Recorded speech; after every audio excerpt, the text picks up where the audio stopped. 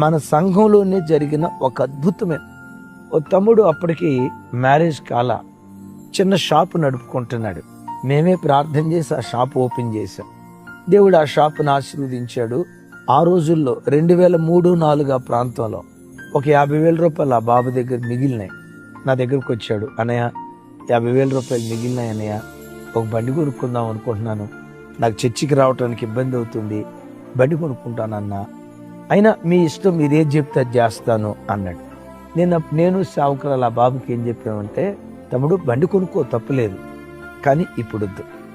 ఈ 50,000 రూపాయలతో సూరారం సుందర్ నగర్ ప్రాంతంలో ఒక 100 గజాల స్థలం కొనుక్కో.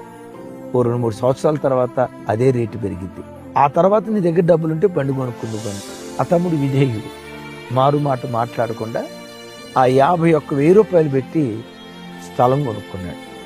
ఒక 3 సంవత్సరాలు అయింది. ఆ 50,000 రూపాయలే 2 లక్షలు అయింది. ఇంకో 2 సంవత్సరాలు కష్టపడ్డాడు. మొత్తానికి అది 8 లక్షలకు పోయింది. ఆ 8 లక్షల రూపాయలు పెట్టి తాను ఎక్కడైతే షాప్ నడుపుకుంటున్నాడో అక్కడ స్థలం కొనుక్కున్నాడు. అద్భుతం తెలుసా, ఈరోజు అదే స్థలం ఇంచుమించు 70-80 లక్షలు ఖరీదైపోయింది. మిమ్మల్ని అడుగుతా, ఈ 70-80 లక్షల రూపాయలు ఖరీదైన స్థలం ఎక్కడి నుంచి పుట్టుకొచ్చింది? 50,000 రూపాయలది డబ్బు. దేవుడు మనకిచ్చిన డబ్బుని పెట్టుబడిగా పెట్టాలి. ఈరోజు రూపాయి పెడితే రేపు 10 రూపాయలు వస్తాయి అన్నట్లుగా అభివృద్ధి కలుగు చేసే వాటికి పెట్టుబడి పెట్టాలి. కానీ నేను బండి కొంటా, కారు కొనటం తప్పు కాదు, బండి కొనటం తప్పు కాదు. ఆ సామర్థ్యం ఉంటే అప్పుడు కొనాలి. ఇప్పుడు ఒకవేళ ఆ తమ్ముడే గనక 50,000 రూపాయలు పెట్టి 2 వీలర్ కొన్నాడు అనుకో, ఈ ప్రాపర్టీ వచ్చేదా?